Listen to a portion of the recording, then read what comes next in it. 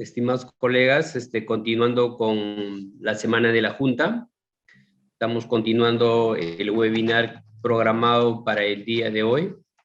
En esta oportunidad vamos a tener la presentación de nuestro colega Elmer Barrera Benítez. Él es presidente del Comité Técnico Nacional de Tributación de la Junta de Decanos del Colegio de Contadores Públicos del Perú. Él es contador público colegiado, certificado, con experiencia en materia tributaria, con más de 30 años, altamente expuesto a fiscalizaciones y recursos impugnatorios vinculados a los sectores económicos de minería, siderúrgica, constructoras, inmobiliarias, metalmecánica, industrias, servicios y comercio.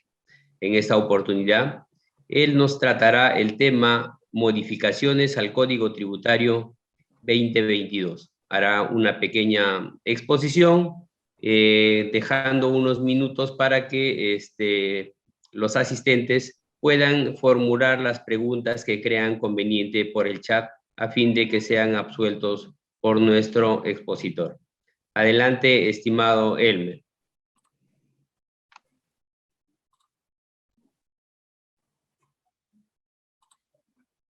Ok, doctor, muchas gracias, doctor Héctor. No, por favor, si me puede confirmar si se ven mis diapositivas. Perfecto. Ok.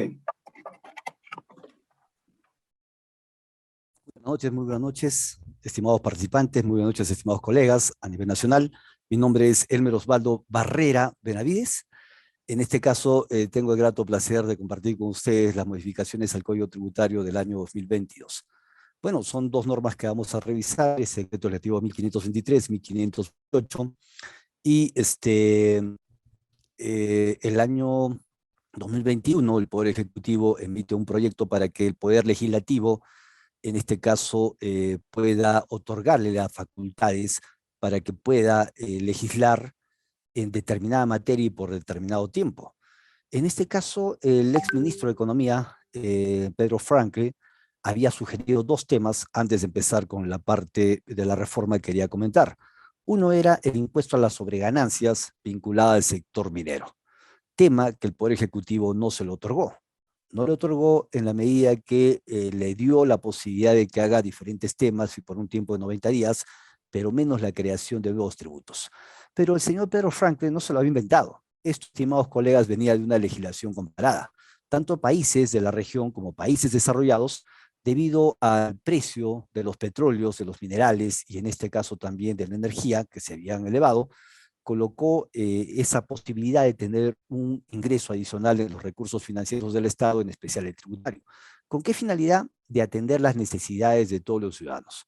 Ahora la situación está complicándose un poco más y vemos que vamos a necesitar recursos para poder entregar subsidios focalizados a la gente que realmente los necesita. Otro tema importante es el IGB de los no domiciliados, pero vinculados por servicios digitales. Lo mismo, la legislación comparada nos dice que en otros países y países avanzados se está cobrando el IGB de no domiciliados por diferentes servicios.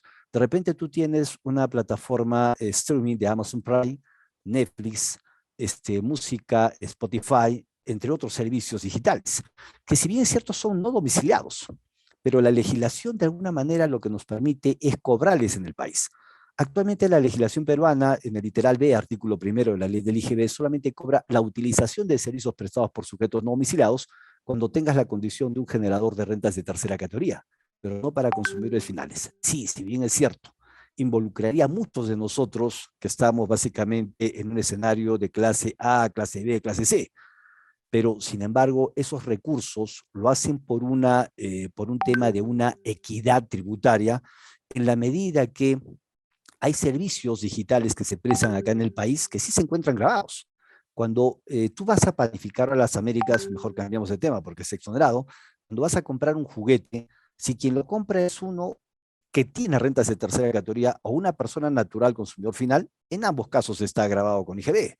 Entonces, cuando una empresa que presta servicios digitales acá en el país presta un servicio a una empresa grabado con IGB, le presta a un consumidor final grabado con IGB. ¿Y por qué no se grabarían ese servicio de los IGB de no domiciliados? Que lo hace la legislación comparada, que lo hacen países desarrollados y necesitamos esos recursos para poder atender las necesidades. tampoco lo aprobó el Congreso y de repente es una forma de poder ver ante esta situación que estamos viviendo actualmente. Nuestro país está con una inflación del 8.8%, por ahí verás en las propagandas, oye, ¿por qué las tasas de interés que toma los bancos, entidades financieras, bancarias y cajas rurales está creciendo hasta 7, 6.5, 8%? Pues claro, la inflación está en un 8.8% y la situación se torna bastante difícil a nivel mundial, ¿no? Tenemos un conflicto bélico entre Rusia y Ucrania, que el tema del petróleo, los fertilizantes, el gas y los granos están subiendo. Eso hace que también el tema de la inflación se desborde en muchos países, no solamente en nuestro, sino también en la primera economía de todo el mundo, de todo el planeta, que es los Estados Unidos. Y en ese escenario, los bancos centrales de reserva de todo el mundo, para fines didácticos, en las siglas en inglés, la FED en Estados Unidos, también está elevando su tasa de interés. El día de hoy se debe estar subiendo, por lo que estamos estimando, a un 0.75%, llegando a 2.5% la tasa de interés, haciendo que el costo del dinero sea más alto. Al tener el costo del dinero más alto, pues la persona se va a restringir en hacer algunas compras. Si voy a comprar una laptop, ya no quiero una Dell, quiero una MacBook, entonces me voy a restringir un poco, porque el tema de los precios están elevados. Eso es lo que lograrían obtener, en este caso, los bancos centrales de reserva. Sin embargo, el costo financiero es también para las empresas, y al elevar el costo financiero, pues el margen de utilidad cae. Sin embargo, eso está con una línea muy corta al tener una recesión económica, porque si la empresa producía 100 para fines didácticos y los consumidores finales se van a retraer en sus compras por 70, entonces el empresario va a decir, oye, voy a recortar el personal, ya no voy a producir lo mismo y necesito disminuir el número de personas. Y eso puede generar también un problema. Ahora último, Macao, que es una ciudad en China, también ha sido confinada por este criterio que tiene, por esta política que está tomando China. El presidente Xi Jinping quiere COVID-19 cero y Macao ha sido confinado. Es así como Las Vegas en Estados Unidos por el todo un movimiento económico. Eso también ha generado problemas si no le preguntamos a Apple. Los suministros para hacer las MacBook, los suministros para hacer los iPhone y las tablets, que en este caso no los tenía en su momento. Y ya afectada la cadena de suministros, más toda la fábrica del planeta, algunas ciudades que están cerradas, pues no producían lo mismo. Es por esa razón que Apple ha ubicado también ahora una fábrica en Taiwán para poder de alguna manera abastecerse de la cadena de suministros y no verse muy afectado. Y sabemos el conflicto que hay entre China y Taiwán en este tipo de casos. Sin irnos más allá del tema de la inflación, los precios altos, esta recesión, esta contracción de la economía, si tú miras ahora los números, el cobre, que se había disparado a 4.3, 4.4, ahora ha cerrado con 3.25. El petróleo también ha bajado por debajo de $100 el barril, pero lamentablemente no vemos ese escenario en los grifos. Nos van a decir una semana más porque yo he comprado precios altos. Luego, la política interna también recuerda que Perú compite con los países de la región, Ecuador, Colombia, Chile, Argentina, Brasil, para atraer las inversiones. El traer esta inversión de un país que es exportador de capitales y de conocimientos, tenemos un círculo virtuoso en la economía, porque en este caso es una compra formal a un proveedor, una prestación de servicios, contratación formal de personas, recursos financieros al Estado a través de la parte tributaria. Necesitamos esas inversiones. Pero lamentablemente esta situación que vivimos entre el Poder Ejecutivo y el Poder Legislativo trae mucha incertidumbre, que el inversionista privado lo piensa dos veces. Acá voy a ir en este tema de la delegación de facultades, la ley 31.380, que le da por temas y por 90 días, en este caso, al poder ejecutivo para que pueda emitir normas con carácter de ley.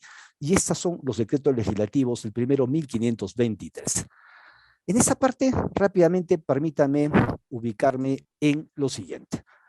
Bueno, los procesos de fiscalización que tiene la administración tributaria, que podrían ser presenciales, que pueden ser remotos, en este caso, para validar las operaciones, la fehaciencia de la operación, que si bien el término fehaciencia o verdad no está en la ley del impuesto a la renta, pero el Tribunal Fiscal presume el concepto de fehaciencia, la veracidad de la operación que uno realiza.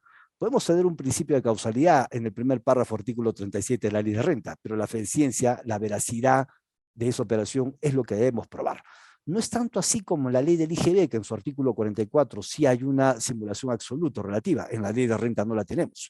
Pero en conjunto, los procedimientos de la administración tributaria para poder validar, podría establecerse una comparecencia, una manifestación de representante legal de algún trabajador de la empresa para poder validar la operación que de alguna manera quiere certificar la administración tributaria. Sin embargo, no obstante que el libro segundo del Código Tributario le daba muchas facultades a la administración tributaria, pero no se había incorporado el sistema digital virtual que de alguna manera estábamos avanzando. Tanto así avanzamos que ya las 5 tecnológicas más grandes de todo el planeta, Google, Microsoft, Amazon, Meta Platform, lo que era Facebook, y en este caso Apple, están apostando ya no solo por el Internet, sino a mediano plazo por el metaverso, con unos lentes y unos cascos que puedan ver a través de un avatar un sistema diferente y que también en la parte contable, tributaria, financiera va a ser muy interesante.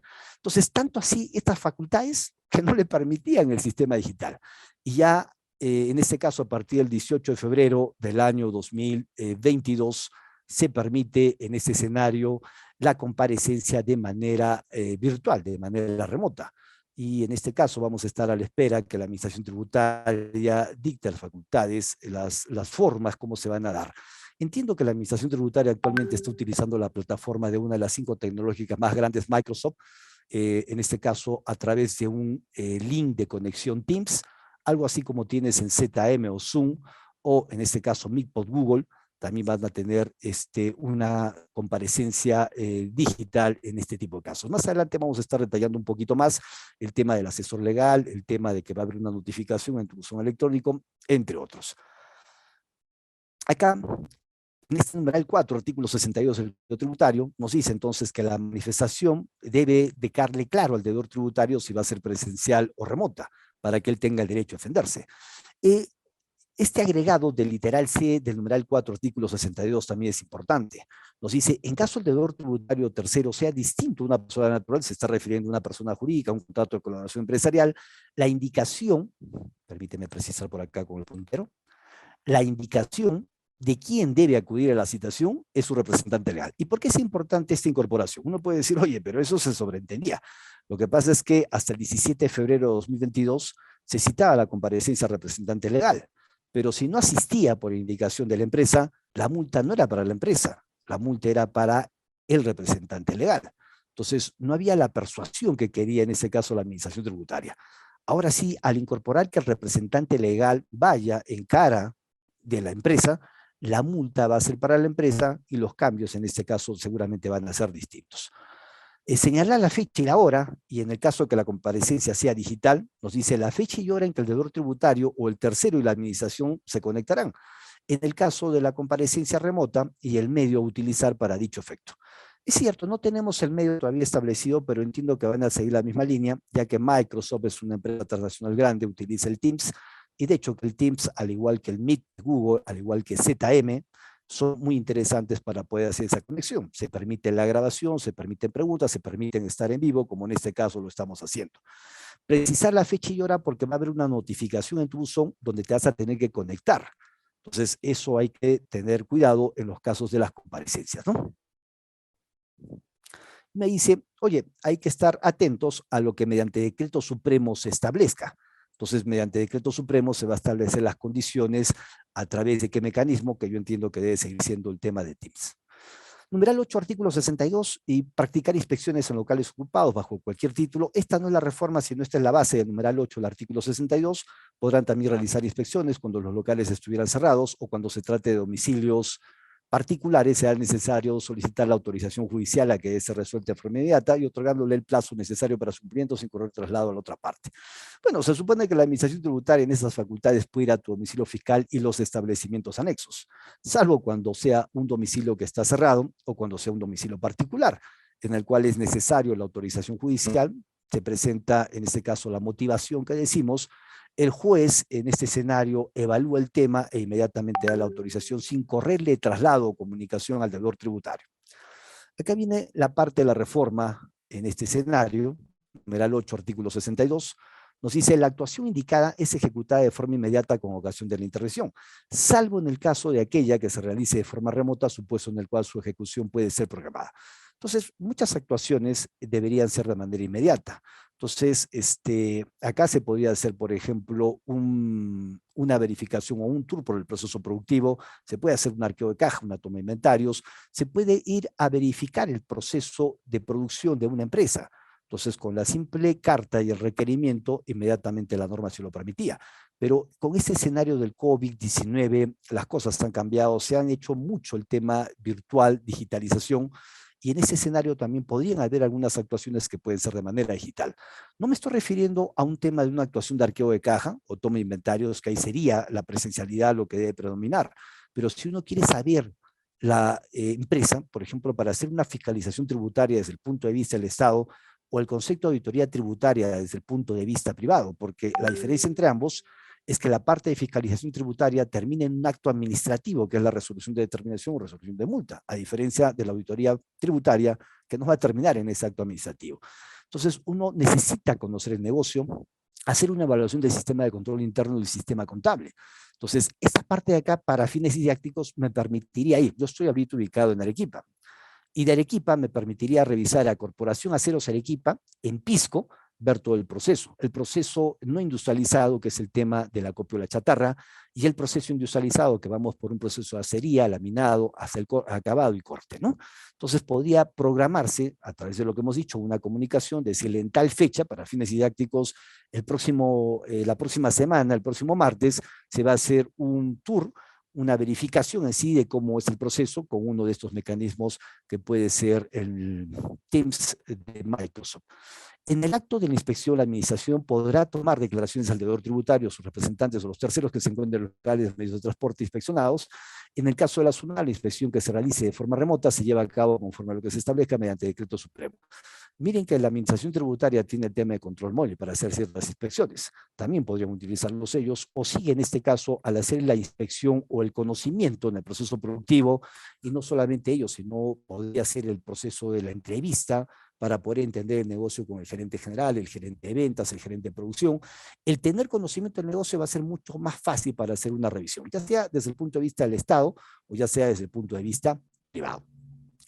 Numeral 19, artículo 62 del Código Tributario, nos dice supervisar el cumplimiento de las obligaciones tributarias realizadas por los deudores en lugares públicos a través de grabaciones.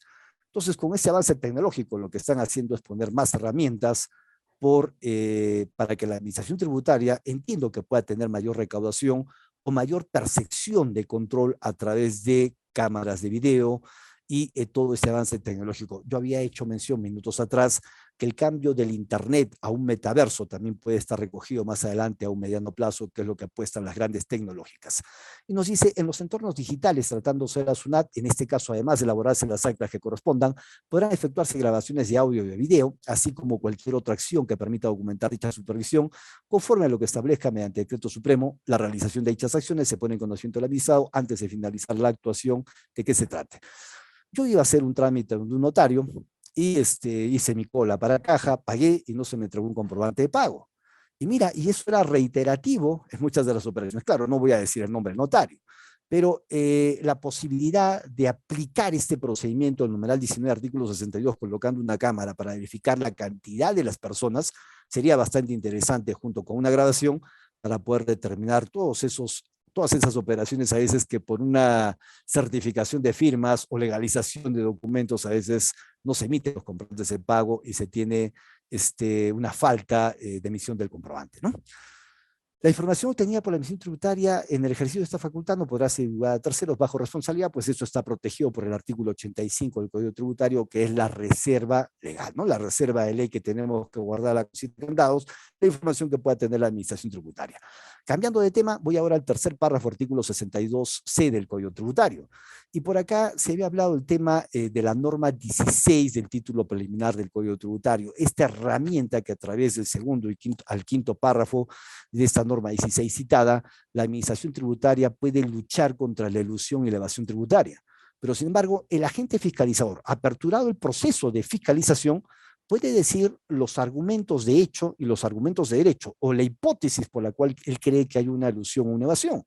Pero para poder revisar y que no sea un libre albedrío del agente fiscalizador determinar, se forma un comité revisor. Ese comité revisor está formado por 3 integrantes de la administración tributaria con más de 10 años de antigüedad, expertos en la materia, y ellos deben evaluar los argumentos que tiene el agente fiscalizador.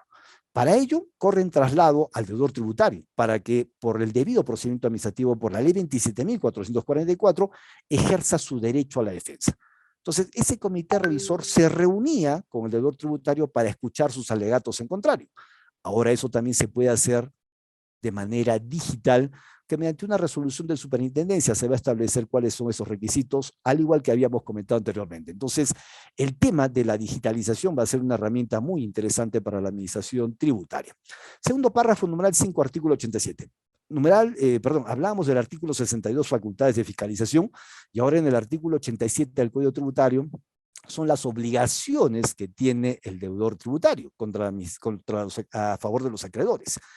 Nos dice permitir el control de la administración, así como presentar libros en las oficinas fiscales entre los funcionarios, libros, registros y demás hechos susceptibles de generar obligaciones tributarias en las formas, plazos y condiciones que les sean requeridos. Y en este caso, parece que acá, segundo párrafo, numeral 5, segundo párrafo, numeral 1, presentar, exhibir a las oficinas fiscales entre los funcionarios autorizados que sea la administración las declaraciones, informes, libros, documentos y demás copias que de alguna manera requiere el agente fiscalizador. Acá viene el agregado que me parece que es muy importante tomar en cuenta en los diferentes servicios que nosotros prestamos. Bueno, no cabe duda que el tema digital también lo tenemos nosotros en la parte contable y financiera. Estos reportes, estos informes, estos estados financieros que se elaboran sobre la base de las normas internacionales de información financiera, las normas interpretativas que son las INIF, las normas internacionales de contabilidad, las normas interpretativas que son las CIT, pues tienen programas, tienen ERPs, que de alguna manera nos ayudan a trabajar esa información. La estructura la tenemos que manejar en el sistema de control interno para poder trabajar los diferentes, las unidades de negocios que tenga cada empresa. Entonces, hasta el momento en la parte digital de la administración tributaria, pues nosotros integramos los que no son principales contribuyentes nacionales, registro de ventas electrónico, registro de compras electrónico, al igual que el libro diario y mayor electrónico. Lo demás es opcional. Sin embargo, todos los que son IPCN, que están bajo el control de las empresas más grandes del Perú, están obligadas a entregar toda la información de manera electrónica. Pero sin embargo, el proceso contable, que está a través de este sistema electrónico, un programa contable, un ERP, pues puede tener más información. Yo le puedo decir, colega, en el registro de ventas, nosotros no hemos visto el código del artículo del producto, no hemos visto la cantidad del producto.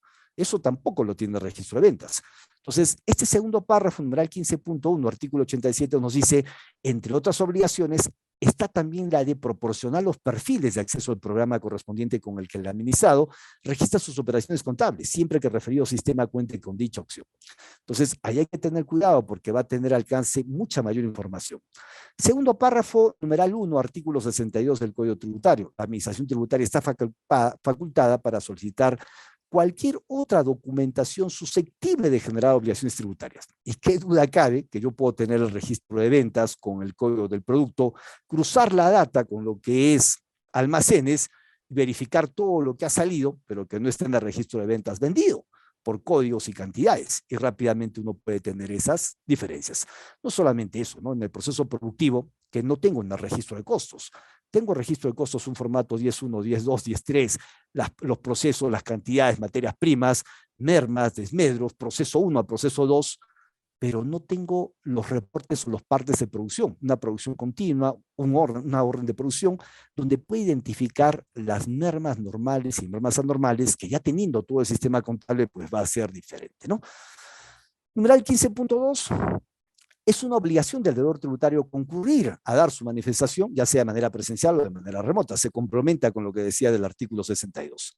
Tratándose de una persona distinta, pues lo que está precisando acá la norma, en esta última parte, nos dice, a partir del 18 de febrero de 2022, oye, cuando se solicite la comparecencia a una persona jurídica o una persona distinta de la natural, porque hay más de personas jurídicas, nos estamos refiriendo también al representante legal de él. Y la sanción o la multa se va a referir, en este caso, a la empresa. Artículo 95 del Código Tributario, vigente también a partir del 18 de febrero del año 2022, vuelve a precisar, en este caso, el tema de presencial o remoto, pero en el caso que la comparecencia sea presencial, se le va a añadir el término de la instancia, lo que no ocurre con el tema digital, porque desde tu celular puedes conectarte a todas estas videoconferencias que se pueden trabajar, ¿no? Segundo párrafo, inciso B, artículo 104 del Código Tributario. Parece no muy importante esta parte de la norma, pero es muy vital.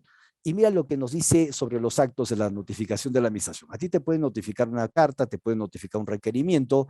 Dices, oye, me notifican ahora martes. ¿Cuándo surte efectos? Pues mañana miércoles, ¿no? Mira cómo cambia un poco por el tema digital. Nos dice por acá la notificación, lo que estaba vigente hasta el 28 de febrero del 2022 es acá, no, perdón, está bien, esto está vigente hasta el 28 de febrero del 2023. Recién el cambio, la modificatoria de esta parte va a ser el 1 de marzo de 2023, porque nota con lo que te voy a explicar, la administración va a tener que hacer un cambio en todos sus sistemas para poder pensar en algo distinto en este tipo de casos. Nos dice, la notificación se va a considerar efectuada el día hábil siguiente de la fecha del depósito del mensaje de datos o documento. Bueno, y ahora te llega tu buzón electrónico, te lo están depositando ahora. Según esa normatividad, oye, ¿desde cuándo yo me siento notificado?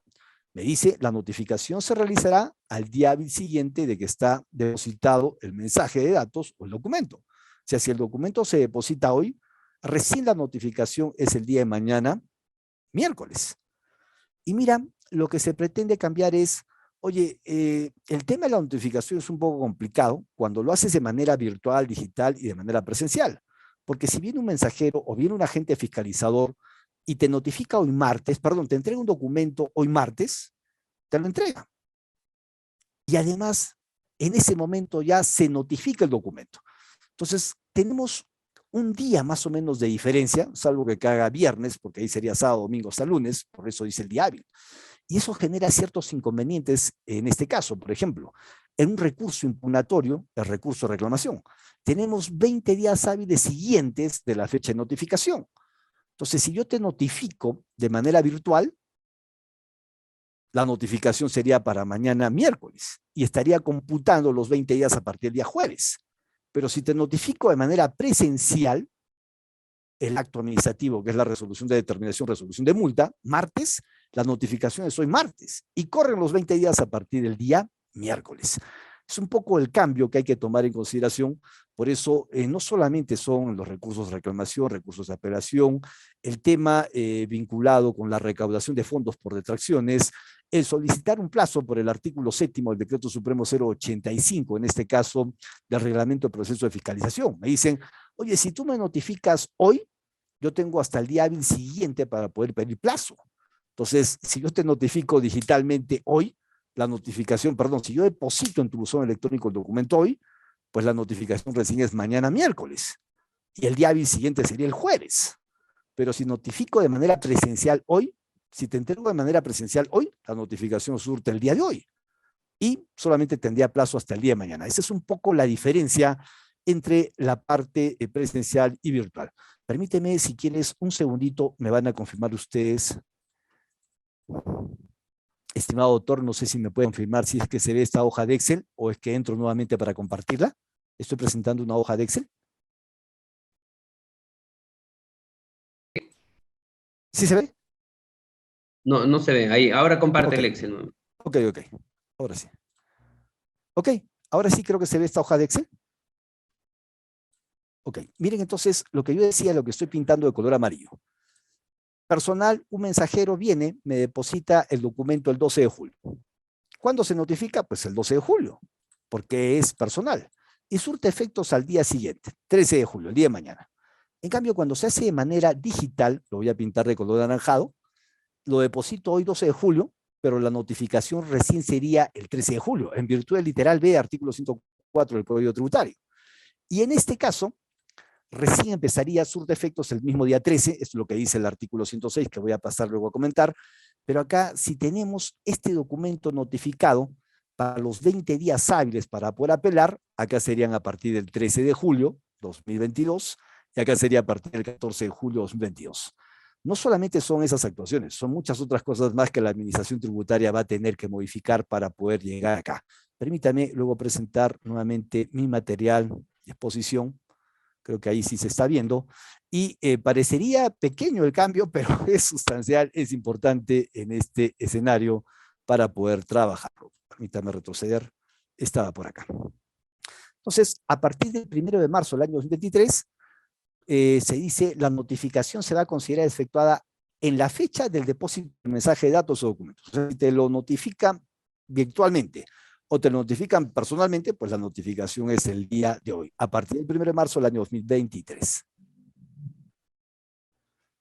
Por acá, nuevamente una norma que, último párrafo del inciso B, artículo 104 del Código Tributario, que entra en vigencia el 1 de marzo de 2023, nos dice cuya ejecución solamente puede realizarse de manera presencial, supuesto en el cual se empleará la forma de notificación establecida en el presente artículo que corresponda. Bueno, acá nos indica literal B, artículo 104. Imagínate que el agente fiscalizador quiere hacer una toma de inventarios, un arqueo de caja, una inspección ocular, un control directo.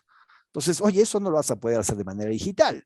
Entonces, de ser de esa forma que quieras trabajar, la única forma es de manera presencial, pues tendrás que utilizar el literal A del artículo 104. Y de esa forma establece esa sección en esta parte del párrafo dentro del literal B del artículo 104. Ahora, mira el último párrafo del artículo 106 del Código Tributario. Esta es una excepción. ¿Por qué razón? Porque el numeral 1, artículo 62 del Código Tributario señala, oye, tú tienes que darle al deudor tributario 2 o 3 días hábiles, depende de lo que tú le pidas. Si le estás pidiendo los libros, los comprobantes, pues un plazo no menor de 2 días hábiles. Pero si tú le estás pidiendo que haga un informe, un análisis, no menos de 3 días hábiles tienes que entregarle. Pero hay alguna excepción, sí, y eso es lo que establece el último párrafo del artículo 106. Nos dice, oye, si el agente fiscalizador quiere hacer una toma de inventarios hoy martes, imagínate, no te voy a dejar un documento hoy martes para decirte, oye, el próximo lunes te voy a hacer una toma de inventarios, pues ya lo cocinas, ya lo arreglas todo, ¿no? Entonces, hay ciertas actuaciones que surten efectos inmediatamente, pero ¿cuál es lo particular de la norma? Acá, la normatividad solamente decía, por excepción, surtirá efectos al momento de su recepción. Eso es de manera presencial. Por eso tenía que incluirle, por excepción, la notificación surtirá efectos al momento de su recepción, entrega o depósito, para que sea también de manera digital y puedas establecer esta excepción de que surte efectos inmediatamente. También entra en vigencia el 1 de marzo del año 2023. Segundo párrafo, artículo 150 del Código Tributario. Acá me habla ya sobre una potestad en el caso de la segunda instancia administrativa, que es el Tribunal Fiscal. El acto administrativo, luego de un procedimiento de fiscalización, es una resolución de determinación, una orden de pago, una resolución de multa. Luego de eso, nosotros, los deudores tributarios, pues tenemos derecho a ir a la primera instancia administrativa, que es un recurso de reclamación. Agotada la instancia, nos da una resolución de intendencia, podemos ir a una segunda instancia administrativa, que es el Tribunal Fiscal. Ahí se agota la vía administrativa para luego recurrir a la vía judicial. Tenemos 3 meses para poder ir a la instancia judicial. Sin embargo, en la parte de la segunda instancia administrativa, uno puede solicitar el uso de la palabra. Y el uso de la palabra solamente era viajar a Lima y presentar los argumentos de derecho y de hecho para poder levantar las observaciones que tiene la administración. También se está incluyendo la posibilidad que mediante un sistema virtual, a través de videoconferencias, se puede hacer esa oralización, esos argumentos del informe oral que citamos. Y al mismo decreto legislativo 1523 y hablamos de la incorporación. Y esta incorporación está vinculada con los perfiles de acceso al sistema. El inciso D, numeral 2 del artículo 62, lo que nos habla, nos describe, es básicamente una definición del perfil de acceso. Tratándose es una de los perfiles de acceso al sistema de procesamiento electrónico de datos con el que el deudor tributario sujeto a fiscalización o verificación registra sus operaciones, siempre que el referido sistema cuente con dicha opción. Tales perfiles se caracterizan por permitir acceder a la información sin ingresar a otra distinta ni modificar, ocultar o eliminar la existente. El acceso a la información mediante los indicados perfiles se realiza de manera presencial o remota. Mediante decreto supremo se va a regular la forma, plazos y condiciones. Ya que la posibilidad de poder ingresarse se da, por eso tenemos en este caso los TIPS, tecnologías de información y comunicación, y de tal manera Freeport McMorran Gold, que se encuentra ubicado en Phoenix, Estados Unidos, que es la matriz de una subsidiaria como Sociedad Minera Cerro Verde, que tiene además empresas en Chile, tiene empresas en África, inmediatamente puede tener toda la información. Entonces, este perfil de acceso no es que vaya a modificar, incorporar, solamente es para visualización, para acceder a cierta información. Por eso lo importante, en el caso que tengas esos sistemas o ERPs, que como herramienta la administración tributaria seguramente lo va a utilizar. Incorpora el numeral 16, artículo 62 del Código Tributario, mantener los activos los sistemas electrónicos, informáticos y demás tecnologías digitales, mientras se desarrollan las actuaciones que realizan a través de ellos, ¿no? Bueno, la normatividad, el libro segundo, la facultad de fiscalización, le permite acceder a los sistemas informáticos para acceder a la información que tenga el deudor tributario y la administración así poder validar cierta información. Se incorpora el inciso M y R del artículo 92. Básicamente el tema de la comparecencia se realiza de manera remota. El deudor tributario tiene que indicar quiénes van a participar para brindarle el asesoramiento. Entonces va a haber una comunicación y el deudor tributario va a tener que indicar, oye, yo puedo ir con un asesor o puedo ir con un representante, puede ser abogado, no puede ser abogado, puede ser contador también, sin ningún problema, para que le ayude en este escenario de dar su manifestación o su comparecencia. Para ello tendrá que comunicarle, porque si es digital, virtual, electrónico, no van a estar en el mismo lugar, pueden estar en diferentes lugares y de alguna forma también le van a notificar al asesor para que pueda tener el link de acceso a la plataforma. Solicitar y obtener de la Administración Tributaria la información que requiera para poder acceder a los sistemas electrónicos, telemáticos, informáticos o tecnologías digitales con ocasión de las actuaciones que realice con aquella. Y en el caso vinculado con el acceso al sistema de procesamiento de datos, los perfiles, se incorpora esta infracción numeral 11, artículo 177 del Código Tributario. El hecho de no otorgar esa información, teniéndola, primero es teniéndola, la infracción es no entregar la información del perfil, y la multa o la sanción sería el 0.3% de los ingresos netos. Dependiendo de tus ingresos, se evalúan el año anterior, consignados en la declaración jurada, un 0.3, la multa no puede ser superior a 12 UITs, ni menor al 10% de la unidad impositiva tributaria. Ok, me queda unos cuantos minutos. Decreto legislativo 1528, modificaciones al Código Tributario, y de acá voy a hablar sobre el tema de la prescripción. Bueno, en este caso, los deudores tributarios estamos con la posibilidad legal de poder solicitar la prescripción de ciertos tributos y de determinados periodos. Sin embargo, no precisábamos en el escrito de qué tributos y periodos queríamos, y la Administración Tributaria tendría que referirse a la mayor parte de información que él tenga. La modificatoria en el artículo 47 trata de ello, ¿no? Que mediante el escrito que se presente, deberán señalar expresamente el tributo, la infracción y el periodo de manera específica. En caso que no lo hagan, la Administración Tributaria va a notificar un requerimiento para que puedan de alguna manera regularizar ese acto. Nos va a dar 10 días hábiles para poder precisar cuál es el tributo y el periodo que queremos que se analice si está prescrito o no. Caso contrario, si no se responde en esos 10 días, simplemente se va a declarar la improcedencia de nuestra solicitud, pero sin embargo nosotros podemos solicitar nuevamente más adelante otro procedimiento no contencioso tributario, que es una solicitud de prescripción. Artículo 48, ¿en qué momento se puede oponer la prescripción? Y un poco lo que la Administración Tributaria trata de evitar ese doble trabajo que a veces se ve, porque un procedimiento no contencioso tributario es la solicitud de prescripción. Y un procedimiento contencioso tributario es cuando estoy en un proceso de fiscalización. Entonces, este escrito de solicitar la prescripción a veces actuaba por los dos mecanismos. Y la Administración Tributaria generaba un trámite administrativo de más, una complejidad, y esto es lo que de alguna manera está señalando. No se puede presentar un procedimiento contencioso y un no contencioso a la vez, ¿no? Solamente se va a evaluar uno de ellos, es la parte de la reforma. Sobre medios probatorios, en este caso los medios probatorios, cuando uno presenta un recurso impugnatorio, pues yo presento mi recurso de reclamación dentro de los 20 días hábiles, después de notificado, que es lo que hablamos, de la resolución de determinación, que yo no estoy de acuerdo. Y la Administración Tributaria tiene 9 meses para poder resolver. Un año si se trata de precios de transferencia, en este caso, ¿no? Transacciones entre vinculados. Oye, pero yo tengo 30 días hábiles para poder presentar medios de prueba. Y entonces acá viene un poco el siguiente problema. Cuando uno presenta el recurso de reclamación, a veces lo hace como para dilatar. Eso es lo que señala la propia exposición de motivos de este decreto legislativo 1528.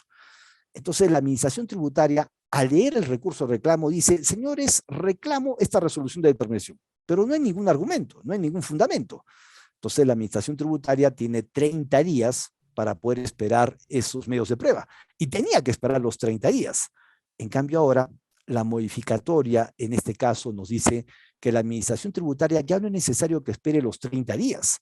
Si no hay un argumento, si no hay una sumilla indicando los fundamentos hechos, se puede antes de los 30 días, en este caso, declarar la inadmisibilidad del recurso impugnatorio.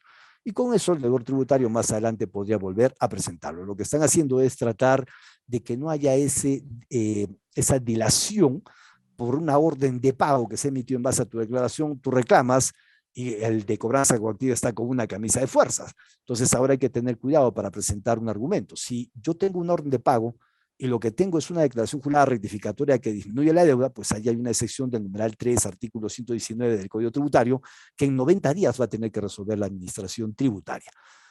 Entonces, requisitos de admisibilidad.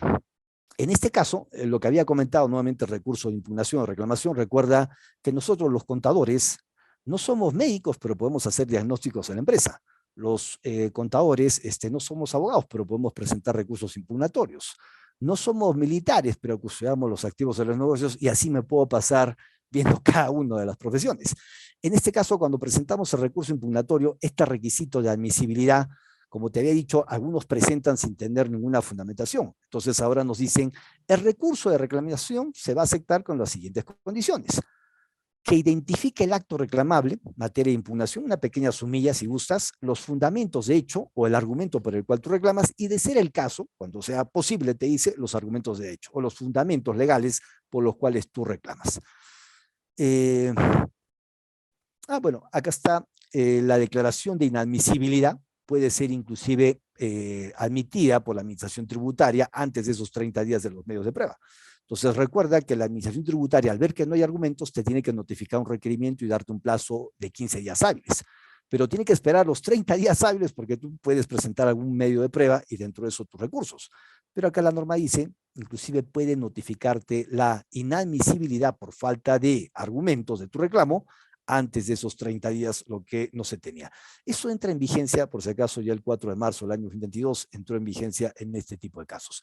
Lo mismo, en este caso en el artículo 146, es para la segunda instancia administrativa, que es el Tribunal Fiscal. Entonces, apelábamos, notificar la resolución de intendencia, tenemos 15 días hábiles para poder apelar, y en este caso también se tiene que presentar la sumilla, el resumen, el fundamento o el argumento por el cual reclamo y, de ser posible, la parte legal. Vamos al último punto, el tema de los intereses oratorios. Para eso solamente te hago el comentario, ya estoy terminando, creo que es un minuto más. Sentencia de casación 21.669 del año 2019, y esa sentencia de casación, ¿por qué se da? Transcurres la parte administrativa, primera instancia, segunda instancia, esta resolución del Tribunal Fiscal, tú lo que puedes hacer es irte a la vía judicial, llamamos la demanda contenciosa administrativa, primera instancia, un juez especializado en lo tributario, segunda instancia, 3 jueces, y la última instancia, lo que lamentablemente por los medios hemos escuchado, hemos aprendido, los cuellos blancos, son los 5 jueces que ven la parte legal en la Corte Suprema, que emiten una sentencia de casación. Y en ese caso era particular, porque analiza el artículo 85 de la Ley del Impuesto a la Renta. Tenemos 2 métodos, el método coeficiente, el método porcentaje, y elijo el mayor de ellos a partir de agosto del año 2012. Sin embargo, en este caso, yo determino mis pagos a cuenta en función a ello, pero más adelante la administración, en su facultad de fiscalización, puede modificar el coeficiente, o yo más adelante, mediante una declaración rectificatoria, puedo modificarlo. Y esta sentencia de casación señala que el artículo 85 precisa que los pagos a cuenta se van a determinar en función a la declaración inicial, no a las posteriores rectificatorias o lo determinado por la administración. Por eso concluye precisando, en opinión, que no corresponde el cobro de los intereses moratorios al modificar el coeficiente y se genere un mayor pago a cuenta como obligación. Eso es cierto, la sentencia de casación no es un hecho que sea vinculante para la administración tributaria. Es vinculante o ordenante para los sujetos del Poder Judicial, pero no para la administración tributaria. Por esa razón, cuando uno lo alegaba, pues para poder ser efectivo tenía que seguir todo el proceso administrativo y recién al proceso judicial. Pero eso también ha sido incorporado acá. Incorpora en el tercer párrafo, artículo 34, cálculo de intereses, nos dice, lo dispuesto en el presente artículo es aplicable incluso cuando con posterioridad al vencimiento de determinación del evaluación principal se hubiese modificado la base de cálculo del pago a cuenta o el coeficiente aplicable al sistema utilizado para su determinación, por efecto de la presentación de una declaración jurada rectificatoria o de la determinación efectuada sobre base cierta de la administración. Con eso, si hay una corrección de parte nuestra con una declaración jurada rectificatoria, bueno, claro, dentro del término prescripción del artículo 88 del Código Tributario, o si hay una actuación de la administración tributaria en un proceso de fiscalización, va a proceder que nos cobren los intereses de los pagos a cuenta. Muchas gracias, muy amable. Estoy ahora a la espera de las preguntas que ustedes puedan realizar. Muchas gracias.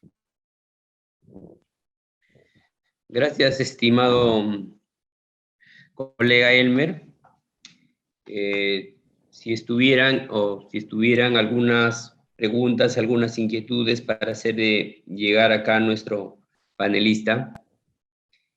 Bueno, estimado colega, que quisiera hacerle una pregunta. ¿Cuál cree usted que es el objeto de haber efectuado o de estas modificaciones al Código Tributario? ¿Cuál es su objeto, su finalidad?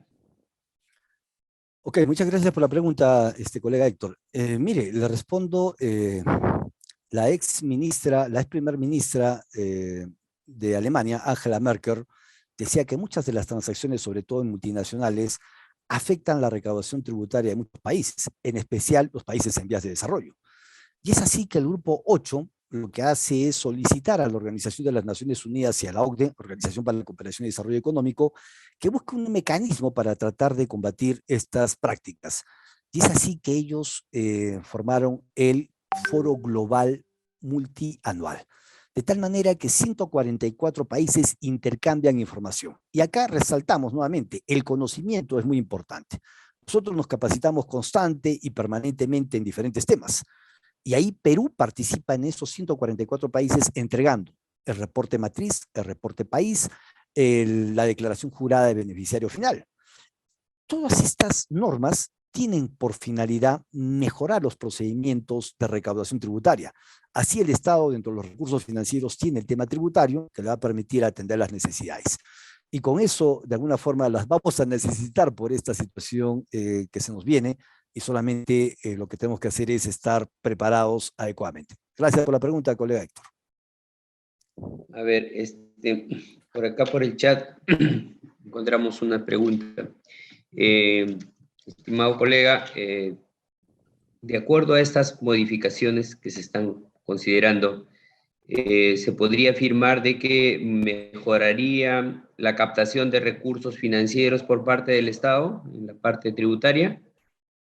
Definitivamente, definitivamente. Solamente uno de los puntos en tratar de decirle, oye, vas a reclamar presentando tu escrito, eso ayuda mucho, además de que la inadmisibilidad la puede poner el Estado antes de los 30 días hábiles que era el tiempo para presentar pruebas. Y eso va a permitir, en todo caso, órdenes de pago que estaban ahí por parte del ejecutor coactivo con una camisa de fuerza, iniciar las acciones coercitivas de manera inmediata.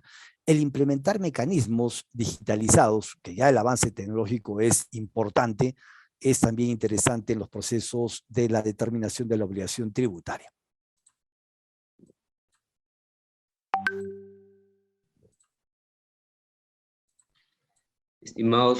Estimados colegas, si hubiera alguna otra pregunta para hacer llegar acá a nuestro panelista. De lo contrario, creo que, estimado Elmer, muy agradecido a nombre de la Junta de Decanos del Colegio de Contadores Públicos del Perú, a nombre del Comité Técnico Nacional Permanente, por habernos brindado esta ponencia y colaborar con estos webinars que está organizando la Junta. En todo caso, nos encontramos el día jueves, continuando con este programa de webinar organizado por la Junta de Decanos del Colegio de Contadores Públicos del Perú. Es así como daríamos por finalizado este webinar. Estimado Elmer, si tuviera algunas palabras de despedida acá a su público, a su audiencia, adelante. Ok. No, muchas gracias, más bien, ¿se me está escuchando, estimado colega Héctor? Sí, se le escucha. Ah, ok. No, muchas gracias por la invitación y solamente invocar a los colegas que diversifiquemos el portafolio de inversiones. Y uno muy importante es el tema de la capacitación, el conocimiento. Constante y permanentemente hay muchos cambios en la parte contable y financiera de las NIF, en la parte tributaria, en la parte laboral, y nosotros debemos estar preparados para brindar los mejores servicios a los empresarios. Muchas gracias, colega Héctor. Buenas noches. Gracias, estimado colega.